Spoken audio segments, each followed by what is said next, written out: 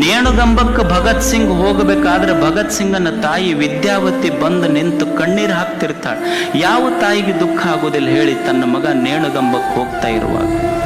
22-23 ವರ್ಷದ ತನ್ನ ಹೊಟ್ಟೆಯಲ್ಲಿ ಹುಟ್ಟಿದ ಮಗ ನೇಣುಗಂಬಕ್ಕೆ ಹೋಗುವಾಗ ತಾಯಿ ವಿದ್ಯಾವತಿ ನಿಂತು ಕಣ್ಣೀರು ಹಾಕ್ತಿರ್ತಾಳ. ಕಣ್ಣೀರು ಹಾಕುವಾಗ ಭಗತ್ ಸಿಂಗ್ ಅದನ್ನು ನೋಡಿ ತಾಯಿ ಹತ್ರ ಹೋಗಿ ಕಣ್ಣೀರು ಒರೆಸಿ ಅವ್ವಗೆ ಹೇಳ್ತಾನೆ, ಅವ್ವ, ಈ ದೇಶದ ಯಾವ ತಾಯಿ ಆದರೂ ಅಳಬಹುದು, ಅಳ್ಳಿ, ಆದ್ರೆ ಭಗತ್ ಸಿಂಗನ ತಾಯಿ ಕಣ್ಣಾಗ ನೀರು ಬರಬೇಕ. ಅವಾಗ ತಾಯಿ ವಿದ್ಯಾವತಿ ಹೇಳ್ತಾಳ, ಮಗ ಭಗತ್ ಸಿಂಗ್ ನನಗೆ ಎದಕ್ಕೆ ಕಣ್ಣಾಗ ನೀರು ಬಂದೈತಿ ಅಂದ್ರೆ ನೀ ನೇಣುಗಂಬಕ್ಕೆ ಏರಾಕತ್ತಿ ಅಂತ ಹೊಂಟಿಯಲ್ಲ, ಅದಕ್ಕೆ ನನಗೆ ದುಃಖ ಆಗಿಲ್ಲ ಮಗ.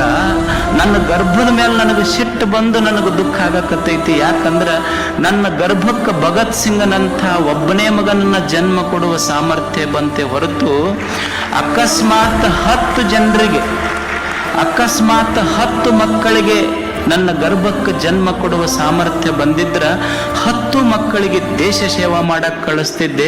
ನನ್ನ ಗರ್ಭದ ಮೇಲೆ ಸಿಟ್ಟಾಗಿ ಬಂದು ನೇಣುಗಂಬಕ್ಕೇರುವ ಭಗತ್ ಸಿಂಗ ತನ್ನ ತಾಯಿಗೊಂದು ಮಾತು ಹೇಳ್ತಾನೆ, ಯವ್ವ, ಇದು ಇವ ಒಬ್ಬನೇ ಭಗತ್ ಸಿಂಗ್ ಅಲ್ಲ, ನೇಣುಗಂಬಕ್ಕೆ ಹೋಗೋ ಭಗತ್ ಸಿಂಗ್ ಅಲ್ಲ.